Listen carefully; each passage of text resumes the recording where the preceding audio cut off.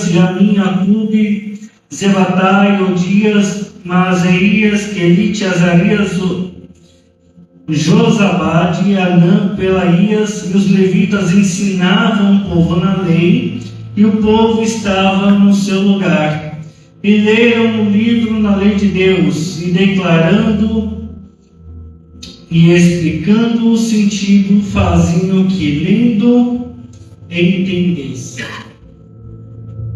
Abre lá para mim, livro de Esdras, capítulo 7, versículo 10.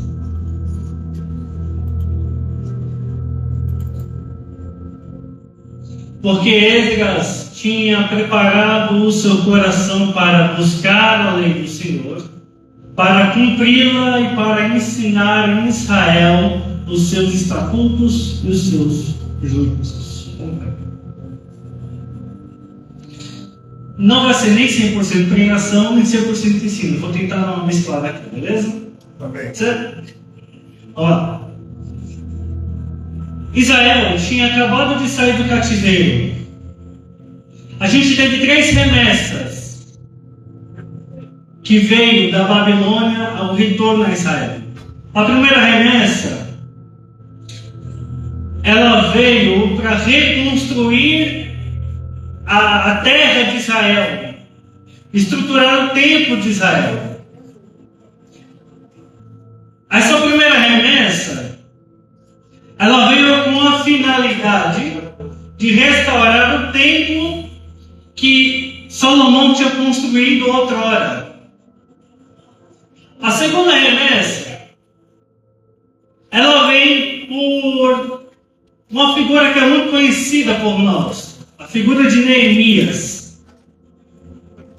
E Neemias, se a gente for ler o relato do capítulo 1, a comoção de Neemias ela é muito peculiar. E a finalidade do ensino de hoje, que na verdade eu estava com o intuito de trazer essa mensagem bem uns meses para frente, é para trazer a ideia de que toda restauração que Deus traz ao nosso coração, Deus não traz de uma forma isolada. Se Deus comoveu um coração aqui, pode ter certeza que tem alguém sendo tocado no coração do outro lado. São 3 remessas que voltam da Babilônia. A primeira vem com Zorobabel, com a finalidade de reconstruir o templo. A segunda vem com Neemias, com a finalidade de construir a cidade. A terceira vem com Esdras, com a finalidade de restaurar a palavra. Quantas remessas? Só que com objetivos diferentes. Porque nem todo mundo que vai chegar na igreja vai chegar com o mesmo objetivo. Nem todo mundo que vai chegar na igreja vai chegar com a mesma finalidade e propósito. A remessa de Neemias é diferente da de Zorobabel. Zorobabel estava preocupado com o prédio, com o templo que tinha que ser reconstruído. Só que para Neemias, quando ele ouve a notícia, a pergunta dele é: como está o povo e a cidade? A preocupação dele é com o povo, depois com a cidade. Quando Esdras chega em Jerusalém, ele não olha nem para o povo, nem para a cidade, ele olha para a cultura. Um está preocupado com o templo, com a ordem, com o prédio. O outro com a cidade, com a segurança e com as pessoas. O terceiro com a cultura, com o coração e com a fé. Para início do nosso diálogo, esse capítulo que a gente está lendo, esse capítulo 7, versículo 10, ele me chama muita atenção. Porque aqui Esdras ainda não chegou em Jerusalém. Mas olha o que diz o texto. Porque Esdras tinha preparado o seu coração para buscar a lei do Senhor, cumprir a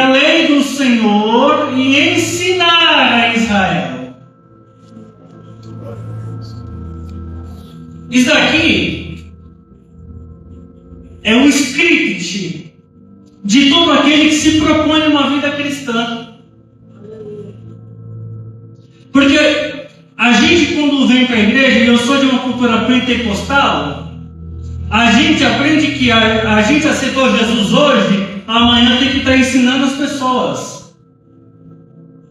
E esse é o grande perigo, porque esse não é o modelo bíblico.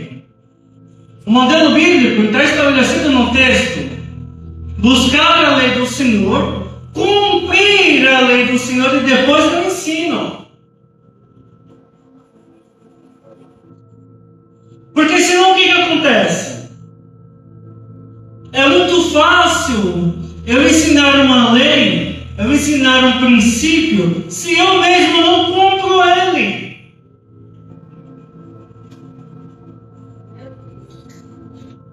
O apóstolo Paulo, na segunda epístola aos Coríntios, ele vai fazer uma provocação muito interessante, porque alguém estava questionando o apostolado do irmão Paulo. Então alguém falava: Paulo, você está se dizendo apóstolo nosso, mas você não está aqui no nosso meio, você não sente as nossas dores. Isso os nossos mestres, eles pelo menos estão aqui com a gente. Paulo diz: beleza, eu vou aí, só que eu quero ver se a pregação dele é só de palavra ou se também tem poder. Se a pregação dele é só filosofia ou tem vida prática no meio.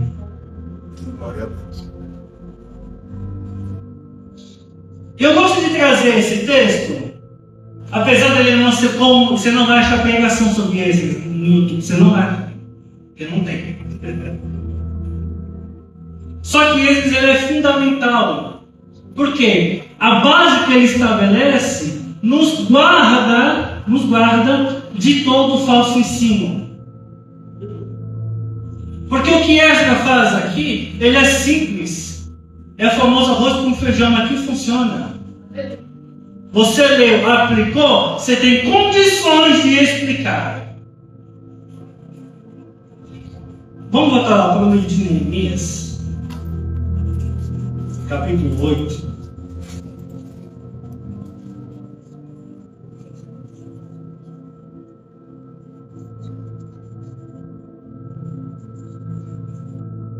Pode deixar no primeiro versículo, que a gente vai dialogando. Quando Esdras chega em Jerusalém, ele identifica um cenário. E qual que é esse cenário? O cenário que ele identifica é que a casa de Israel tinha contraído matrimônio com as cidades pagãs. Só que não só o povo, e essa denúncia ele faz, não só o povo, mas os líderes religiosos e políticos contraíram matrimônio com gente de cidades estranhas, pagãos. E quando eu falo que não só o povo, eu estou incluindo aqui os levitas. Porque na medida que a gente for lendo o livro de Neemias e o livro de Esdras, que até um tempo atrás era um livro só, contando essa narrativa do pós-exílio, a gente percebe que até Esdras organizar um ambiente religioso não era permitido nenhuma cerimônia religiosa. Até que os levitas abdicassem do seu matrimônio com as mulheres estranhas, não eram autorizados os levitas a celebrar culto. Ordenança de culto na casa de Deus. O que o livro está estabelecendo para a gente? Bruno, eu posso servir na casa de Deus compromissado com outra cultura que não a cristã? Nem deveria. Você pode vir cultuar, mas você não pode conduzir o culto, trabalhar no culto como um ofício levítico. Porque Deus ele não divide a glória dele com ninguém. Então não dá para a gente hoje aqui estar trabalhando no culto a Deus e amanhã a gente ir no terreiro bater tambor. Não dá. São culturas diferentes, são ambientes diferentes, são doutrinas diferentes. E até que Esdras organiza a casa, não tem conversa. Bruno, você pegou pesado. Só que é o próprio texto que diz que quando Esdras ele começa a ver o cenário, livro de Esdras, no capítulo 7, ele começa a se ajoelhar no meio da cidade e chorar. E a oração de Esdras é: os nossos pais pecaram, nós somos piores que eles, porque permanecemos no mesmo erro. Eu gosto muito dessa narrativa, porque Esdras está falando o seguinte: não é porque a nossa cultura lá atrás pecou que a gente tem que continuar no mesmo erro para validar uma cultura que lá atrás estava errada. Charles Spurgeon, um pregador batista do século XIX, ele vai ter um livro chamado Lições dos Meus Alunos, são 3 volumes. No volume 1, ele diz algo que eu acho fenomenal, maravilhoso, que ele está ensinando os pastores a pastorear. E ele diz o seguinte: olha, a gente não pode correr atrás de qualquer novidade como a criança sedenta por um algodão doce.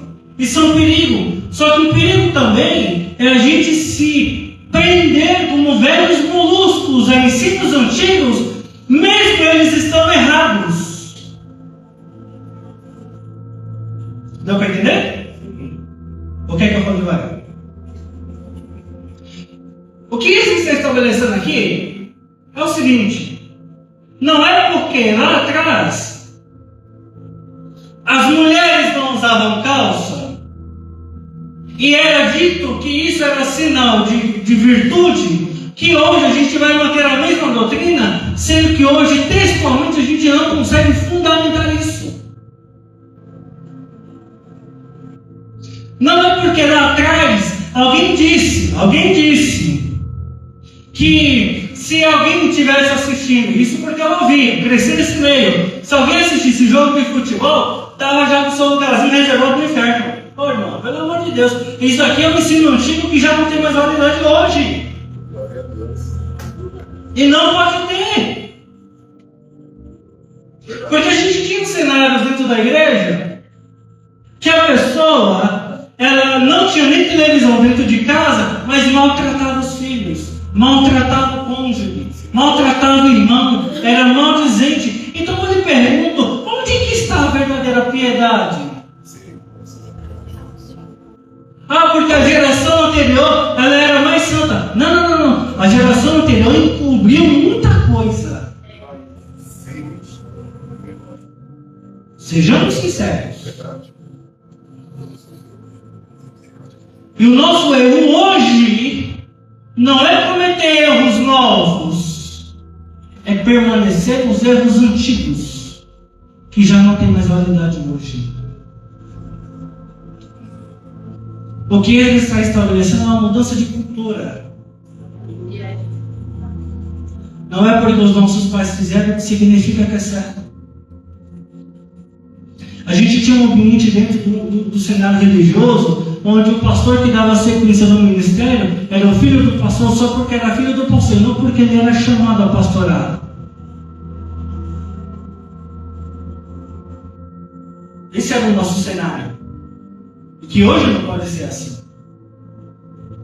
Só que veja bem, no livro de Neemias, no versículo, capítulo 8, no versículo 4, talvez é um dos textos que, enquanto pregador e ensinador, é o que eu mais adoro, o que mais me apaixona. Porque os irmãos que vêm nas aulas de sábado sabem que eu sou chato no texto. A minha responsabilidade com vocês é mostrar o texto, com base nesse texto. Olha o que diz o texto: e Esdras, o escriba, estava sobre um púlpito de madeira, como esse daqui, que fizeram para aquele fim, e estavam em pé junto a ele. E aí, não é interessante a gente comentar essas pessoas, porque eu não entro no sinal aqui. Mas veja, no versículo 2, aliás, no versículo 3, ele recebe um livro. Ele já tinha ser destruído desde criança, porque ele era da casa sacerdotal. Aprendeu da lei, aplicou a lei e agora vai ensinar a lei. Quando ele sobe no púlpito, e o texto diz: e o púlpito fora feito para aquele fim, fora feito para aquela finalidade. Qual? Ler, explicar e o povo entender. A gente tem um teólogo brasileiro chamado Hernandes Dias Lopes. Ele vai definir a pregação em uma frase simples. Ele diz: pregação é ler o texto, explicar o texto e aplicar o texto. Acabou aqui, fecha a conversa. Não tem para onde fugir.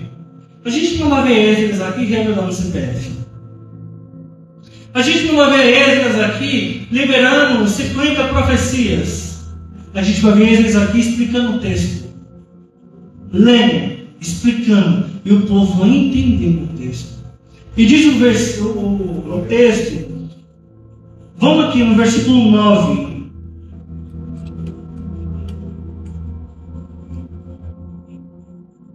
Olha o que diz: e Neemias, que era governador, e o sacerdote Esdras, o escriba, e os levitas ensinavam ao povo, e disseram a todo o povo: esse dia é consagrado ao Senhor vosso Deus, então não vos lamenteis, nem choreis, porque todo o povo chorava ouvindo a palavra da lei. Isso aqui me pega muito. Porque a gente tem hoje, nos púlpitos brasileiros, um cenário onde a pregação, para ela ser boa, ela precisa tocar na nossa emoção. A pregação, para ela ser suficiente, ela precisa de levantar a mão, e é isso que eu te digo. Só que quando a cidade está sendo restaurada, o povo chorava quando ouvia a lei. Porque um povo que é sedento por Deus, ele não precisa de apetrechos, de formas de fala, de liturgias. Ele não precisa de apetrechos de oratória. Ele só precisa de ouvir a palavra e entender ela. Ponto. Ponto. A gente não pode ter um cenário onde o pregador ele começa a ler no livro de Neemias, ele vai parar em Apocalipse. A gente não pode ter pregadores que eles começam a ler o livro de Coríntios, ele vai parar em Deuteronômio. A gente precisa entender o texto. A gente precisa melhorar o nosso filtro. Porque veja, a gente tem dois cenários. A gente tem dentro de um cenário de teologia que a gente chama de o sequestro do altar. Alguém já veio falar dessa expressão? Sequestro do altar? Eu vou explicar o que é sequestro do altar. O sequestro do altar é quando o altar é usado para qualquer outra finalidade senão essa. Se o altar foi usado para apontar indiretas para alguém, sequestrou o altar. Se o altar foi usado para autopromoção, sequestrou o altar. Se o altar foi usado para uma proliferação de misticismo, sequestrou o altar. A gente tem um cenário, não faz muito tempo, em que se a gente pegasse um crente, ainda tenha 5, 10 anos de igreja, e perguntasse: olha, me explica o plano de salvação, ele não saberia explicar. A gente tem um cenário na igreja onde, se a gente explicasse: olha, Jesus te salvou exatamente do quê? A gente não sabe explicar. Porque os nossos altares foram dedicados a outras religiões, foram dedicados a demônios, foram dedicados a apontar dedos, só que não foi dedicado a explicar os textos. Você está aí, gente? E a gente tem dois cenários na Bíblia, um no Antigo Testamento e um no Novo Testamento, os efeitos desse sequestro. O primeiro, quando Moisés ele desce, da primeira vez que ele sobe ao monte para receber a lei, ele desce e o povo está totalmente desnorteado, oferecendo cultos a um bezerro de ouro. Qual que é a reação de Moisés? Instruir o povo? Corrigir o povo? Ele quebra a lei porque não teve controle emocional. Ah, irmão, porque quando eu estou pregando eu falo mesmo e eu não estou nem aí. Isso é descontrole emocional. Irmão, eu não tenho papo na língua não. Isso é descontrole emocional. Toda vez que o seu descontrole emocional acaba por quebrar a lei de Deus, você sequestra o altar que Deus estabeleceu. Só que olha, e alguém vai falar assim: Bruno, mas Deus não deu a lei para Moisés de novo? Só que um cenário completamente diferente. Porque no primeiro, Deus deu a tábua já cortadinha, escrita, tudo. Na segunda, ele diz: agora você vai cortar a tábua de pedra. Vai subir com ela. O texto diz, no livro de Êxodo, que Deus deu a lei. Só que a evolução ela progride de modo que lá no Novo Testamento, em Gálatas, em Atos, vai dizer que Moisés recebeu a lei por ordenança de anjos. Anjos ditaram a lei para Moisés. Porque todas as vezes que a gente sequestra o altar para restaurar ele, trabalha dobrado. Toda vez que a gente sequestra o altar, a gente corre um risco muito grande de ferir pessoas. Todas as vezes que a gente sequestra o altar, a gente corre o risco de matar a fé das pessoas. Todas as vezes que a gente sequestra o altar, a gente corre o risco de enterrar o dom das pessoas e expulsá-las da igreja. Porque a gente não tem um cuidado do altar. Bruno, qual o outro cenário? No livro de Hebreus, no capítulo 5, no final do seu capítulo, Paulo está, e a gente acredita que seja Paulo escritor aos Hebreus, ele está discorrendo sobre a relação de Jesus e o sacerdote segundo a ordem de Melquisedeque. Eu vou trazer uma mensagem de ensino disso em outro momento para você entender o que é isso na Bíblia. Ele para a explicação em um momento e ele fala assim: olha, daqui para frente eu não consigo continuar porque vocês não amadureceram apesar do seu tempo de casa. Porque o sequestro do altar não é só por parte de quem está aqui, mas é por parte de quem está ouvindo também. Porque eu não posso vir à igreja esperando que a igreja ela me ofereça apenas profecias. Isso é muito pouco dentro da relação com Deus. Porque aí eu sequestro a palavra de quem está ministrando. Eu sequestro a operação do Espírito, que ela vem por meio da palavra também. E especialmente por meio dela. Porque o texto não diz que nós somos convencidos por uma profecia, mas pelo Espírito. O texto não diz que a nossa fé vem por ouvir profecias. O texto diz que ela vem por ouvir a palavra de Deus. Os apóstolos Paulo, Pedro e Tiago, eles nunca disseram: permaneçam nas profecias que vocês ouviram. Eles dizem: permaneçam nos ensinos que vocês receberam, nas instruções que vocês receberam. Quando Oséias está recebendo uma profecia de Deus e emitindo ao povo, ele não diz que o povo padeceu porque faltou profecia, porque faltou música. Ele diz: o meu povo padeceu porque faltou conhecimento. E a gente, especialmente nós pentecostais, nos acostumamos a pregações vazias, que tem de tudo, menos a palavra. Bruno, que duro, eu sei que é duro.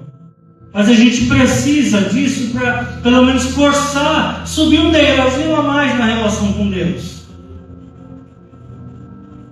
E eu falava para os meninos aqui no sábado, na última aula que nós tivemos, pregar é a coisa mais simples que tem na relação de igreja. Não é difícil. Você não precisa cursar 4 anos de teologia para começar a pregar. Lógico, você precisa estudar, é natural. Mas é só você ler o texto. explicar o texto e aplicar o texto. Não tem segredo nisso daqui. Não porque fulano de tal tem um segredo, esse texto esconde isso aqui. Vai no simples, vai no que já está revelado para nós. Ponto. Não porque no extra bíblico, com todo respeito, a gente não está interessado no extra bíblico, a gente está interessado no que é bíblico. Glória a Deus. Não porque existe um segredo não conhecido nesse texto. Então vamos porque é conhecido que está revelado no texto. Que é isso que nos alimenta. É isso que move a nossa fé. É isso que dá base à nossa fé. A instrução bíblica. E veja, quando o ensino bíblico ele é restaurado em Israel, é autorizado o retorno às ofertas de culto, às cerimônias religiosas. Porque Deus ele não manda você fazer e te larga no caminho. Ele te instrui como fazer. Depois que ele te instrui, ele te dá ordenanças a fazer. Quem entendeu até aqui? Para a gente finalizar. Eu sei que você está cansado, a pregação chata. Não tem problema. Abre comigo a sua Bíblia. Livro de Tito, capítulo 2, versículo 1. Porque quando eu trago essas coisas, é muito natural, eu já ouvi isso, não, mas o daqui você está falando é mais do Antigo Testamento. Eu vou para o Novo, para mostrar que no Novo também está a mesma coisa. Não muda. Olha o que diz o texto. Paulo instruiu a Tito. Tito era um dos pastores que ele deixou em Creta para instruir. Ele diz: tu, porém, fala o que convém à sã doutrina. E aqui de sã doutrina ele está falando especificamente do texto bíblico. Porque o Novo Testamento ainda não tinha sido escrito de uma forma canônica como nós temos. As igrejas ainda estavam em processo de recebimento de cartas. Não tinha sido canonizado. O material escrito que eles tinham era o que a gente chama de Antigo Testamento. Então Paulo está dizendo: olha, ensina o texto que você tem em mãos. Ponto. Abra comigo. Livro de 1 Timóteo.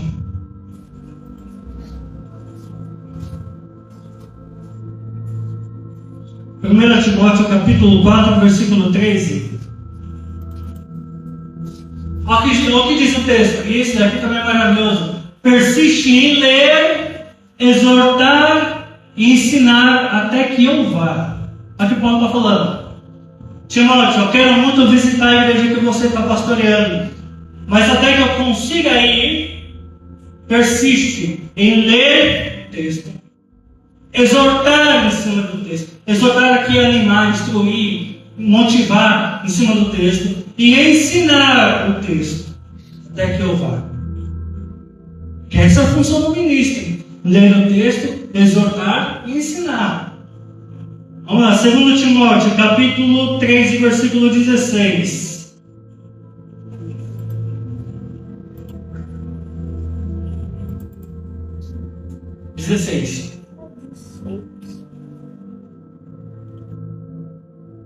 Toda a Escritura é divinamente inspirada e proveitosa para ensinar, para repreender e para corrigir, para instruir em justiça.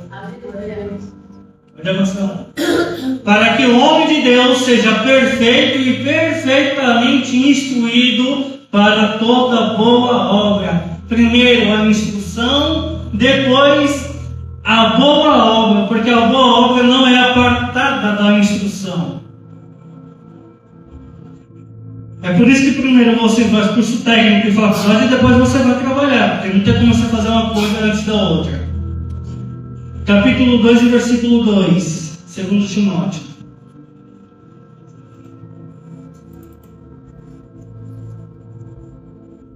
E o que de mim ouvistes, entre muitas testemunhas, confia-o a homens fiéis, que sejam idôneos para também ensinar os outros. Isso aqui me pega. Porque a gente tem levantado gente para ensinar e colocar nos nossos púlpitos, gente que a gente tem relação de amizade. Isso não é o critério bíblico.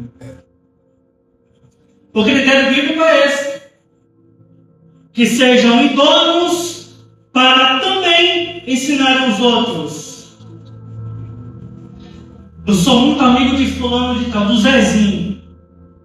Zezinho é meu amigo, é do manto. Ele ora e vou cair, vou trazer ele para pregar. Você traz ele para pregar, você acaba com a pregação. Às vezes ele não tem o estudo necessário em cima daquele texto. Às vezes o dom dele não é estar pregando. Às vezes a vocação dele é estar na rua evangelizando. A gente traz para cá. A pregação não flui. Ela fica pipocando de versículo em versículo, porque ela não tem uma construção lógica dentro dos textos. E aí a gente vem para o texto, a gente vem para o culto com algumas dúvidas, a gente começa a desconfiar até das certezas que a gente tem.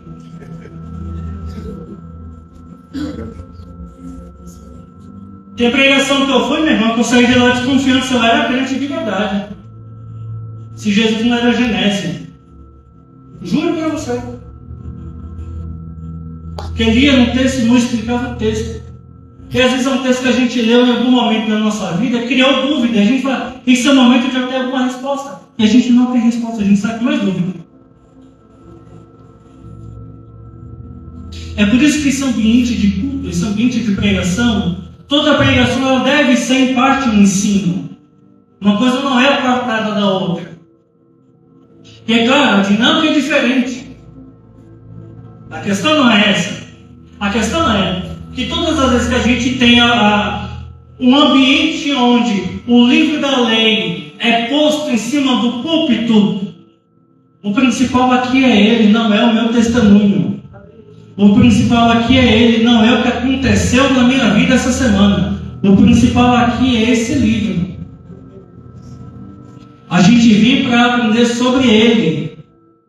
Bruno, eu quero conhecer a Deus. Bíblia. Bruno, eu quero aumentar minha intimidade com Deus. Bíblia. Eu quero melhorar meu relacionamento com Deus. Bíblia. Eu quero, Bruno, ter orientações para problemas pessoais. Bíblia. Bruno, eu vou procurar aconselhamento com algum crente, tal. Quem você me recomenda? Alguém que tenha Bíblia para te instruir, para te orientar, para te guiar. Bruno, mas e fulano de tal que tem tantos anos de igreja, meu irmão, se ele não tiver Bíblia, não é para você sentar junto com ele, porque a instrução não vai ser bíblica. O nosso manual de fé e prática é a Bíblia. É a partir da Bíblia que vem o grande avivamento que a gente espera. É a partir da Bíblia que vem a grande explosão do cristianismo no mundo que a gente espera. É a partir da Bíblia, não é apartada dela. Não é por meio de dons, é por meio da Bíblia. Dons é lindo, maravilhoso. Mas se a Bíblia não for a base, meu irmão, sai desse ambiente onde você só tem manifestação de dom. Você tem que estar no ambiente onde você seria instruído na Bíblia. Deu para entender? Amém. Bruno, mas essa pregação quer ser mais chata. Eu sei que é chato, irmão. Eu estou com você, eu sei que é chato. A gente gosta de ver língua assim, né? Mas se não for Bíblia, a gente está perdendo nosso tempo aqui. Aí a gente muda o nome de grupo para, né? Confraternização, talvez. Mas se é um culto, ela tem suas normativas, e todas elas baseadas na Bíblia. Então, a proposta de hoje foi para que a gente entendesse a importância do púlpito na sua finalidade, que é a instrução bíblica. Se a gente quer ver alguma mudança na nossa sociedade, tem que ser a partir da Bíblia. É daqui para lá e não de lá para cá. Glória a Deus. Bruno, mas é porque a política, meu irmão, esquece a política, vai para a Bíblia. Não, Bruno, mas porque fulano de tal, esquece fulano de tal, vem para a Bíblia. Glória a Deus. Bruno, porque o país lá do outro lado do mundo, vamos orar por ele, mas vamos ficar na Bíblia, irmão. Porque é isso daqui que vai nos alimentar. Que na hora que a situação na nossa vida apertar, a gente não vai recorrer às notícias do outro lado do continente, a gente vai recorrer à Bíblia. Quando Satanás ele tirou as coisas de Jó, o questionamento de Jó nunca foi por que os outros não tiveram a mesma punição. A pergunta é: onde está Deus? E por 38 capítulos, vamos ser sinceros, por 34, porque os 2 primeiros é da relação de Deus com o diabo em relação a Jó. 34 capítulos, Jó só pergunta e é indagado por seus amigos. No capítulo 38, Deus decide responder a Jó e diz o texto: do meio de um redemoinho. E pergunta para Jó: Jó, onde você estava quando as estrelas da manhã cantavam e jubilavam sobre a terra? A resposta que Jó queria era: Jó, você está passando isso por conta disso, eu quero te ensinar isso. Só que a resposta de Deus é: Jó, eu sei que você está sofrendo, mas a minha soberania não caiu por terra. Ponto final, acabou. Na nossa vida cristã é a mesma coisa. Deus, porque eu estou sofrendo? Deus às vezes ele não vai te falar porque você está sofrendo, ele vai só te mostrar que ele é soberano apesar do seu sofrimento. Ponto final. Coloque de pé.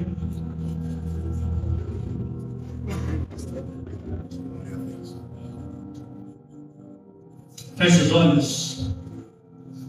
Fala assim: Senhor, me perdoa por tudo que eu fiz, que não foi do seu agrado, e que a sua palavra seja o condutor da mudança da minha vida, da minha rotina, da minha cultura.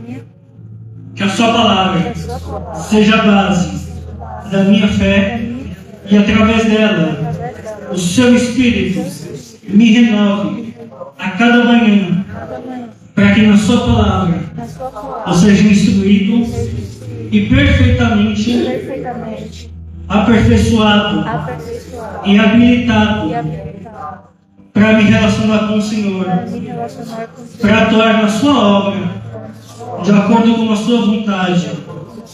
Senhor, me dê um coração humilde, como o de Tiago, para ouvir as suas palavras. Senhor, me ensina a receber a sua palavra e não sequestrar o altar. Me ensina, Senhor, a ter disciplina de buscar o Senhor na sua palavra. É o que eu te peço, em nome de Jesus. Amém. E graças a Deus.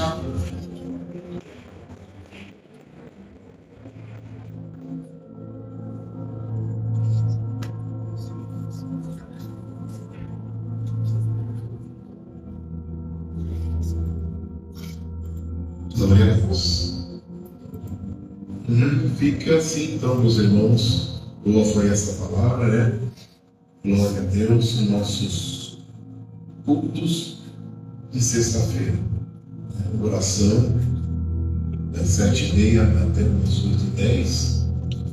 Louvor até as 8h20. 15 minutos. Muito bom. Muito bom a gente entender isso. Saber que temos princípios. E jamais Deus ele quer a gente ignorância. Ao contrário. Deus tem para nós, também, eu creio que de ensinamento, de nos instruir, porque precisamos ser instruídos. Né? Eu creio que esses cultos de sexta-feira aí vai ser para isso. Precisamos ser instruídos. Precisamos mexer no nosso emocional, para que o sentimento de Cristo verdadeiramente habite em nossas vidas. Bem? Então eu creio que vai ser grande proveito os nossos cultos de sexta-feira aí. Com o nosso irmão Bruno, para ele fazer a dinâmica, né? Deixar Deus conduzir de maneira que o Senhor querer conduzir aqui, como vai ser o ensino, qual vai ser, né, a maneira que o Espírito Santo vai conduzir o servo do Senhor. Então, pode ter certeza que eu creio que vamos ter, né, vamos aprender muito e vamos ter muita dinâmica nos cultos e nos ensinamentos de sexta-feira. Precisamos ser instruídos. Amém? Irmãos, quantos que precisam de oração? O mundo inteiro. Então, domingo, irmão, culto da família, adoração. Você vai ter dar o teu testemunho, os louvores serão louvado. Culto de quarta-feira com as irmãs também, um culto dinâmico também, onde as irmãs louvam, testemunham. E o culto de sexta-feira, oração e ensinamento, né? Que é o que estamos precisando. Amém, meus irmãos? Eu não gosto de dar. Amanhã nós vamos. Desculpa, passou para sexta-feira. Tem amanhã a nossa feijoada que vai ter aí na inauguração, né? Do restaurante, e vai ter as entregas também da feijoada, a qual o Pro Ministério que está sendo dado essa ajuda aqui é o Ministério em nome de Jesus. E eu creio que nós vamos estar explicando mais sobre, né, as atividades que a igreja vai poder também ter no salão. Agora que o salão vai ser separado, o salão está sendo alugado e arrendado, né, para fazer um restaurante, comidas típicas, bebidas normais. Mas a igreja também vai poder também estar distribuindo, usando o salão. Né? Nós vamos também ter uma reunião com o nosso pastor Jailton e Gabriel também, onde nós vamos estar estudando aqui, né, os dias de evangelização aqui na Barra Funda, onde nós vamos entregar nossas quentinhas e vamos estar aí conduzindo vidas para a casa de recuperação, né? Vamos estar se alinhando, temos algum conhecimento com casa de recuperação também, e vendo vidas que realmente querem mudança, que querem ser libertas. A igreja vai estar financiando, vai estar ajudando nesse projeto, a qual muitos anos atrás, eu fiquei 10 anos nesse projeto, fiquei 10 anos direto fazendo esse trabalho. Olha, eu calculo que mais de 200 pessoas a gente conseguimos levar para a casa de recuperação, algumas libertas, uma obra árdua, mas porém de grande proveito. Amém, meus irmãos? Vamos orar? Quantos que precisam de oração? E o mundo inteiro.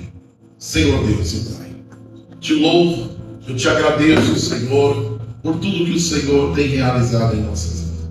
Pela vida do nosso irmão Bruno, a qual não tem medido esforços, Senhor. Eu creio, Senhor, que é teu servo, Senhor Jesus, e que o Senhor possa usá-lo, Pai, para beneficiar a tua igreja com a tua palavra, Senhor, a maneira que ela é com ódio, a maneira que ela é com decência, para podermos, Pai, assim adquirir o melhor de ti para nossas vidas. Pai, continue operando, trabalhando nos cultos de quarta, trabalhando nos cultos de domingo, Pai, nas nossas santas ceias, Pai. Senhor Jesus, gratidão, Senhor, eu tenho, meu Pai, por tua mensagem, por tua palavra, por os esclarecimentos a qual o Senhor tem, Senhor, tido conosco. E a gente percebe, Senhor, quanto mais nós diminuir, e quanto mais a gente sair de cena, Senhor, e a tua palavra entrar, Senhor, seremos mais do que vitoriosos em nome de Jesus. Despede o povo em paz e em segurança para os seus lares, em nome de Jesus. Amém. Que o grande amor de Deus, a graça de nosso Senhor e Salvador Jesus Cristo, a comunhão, a doce consolação do Espírito Santo, que não esteja somente hoje, mas que permaneça para todos sempre, e todos quanto acreditam assim uma só voz, digam amém. Se Deus é por nós, quem será por nós? E agindo Deus, ninguém.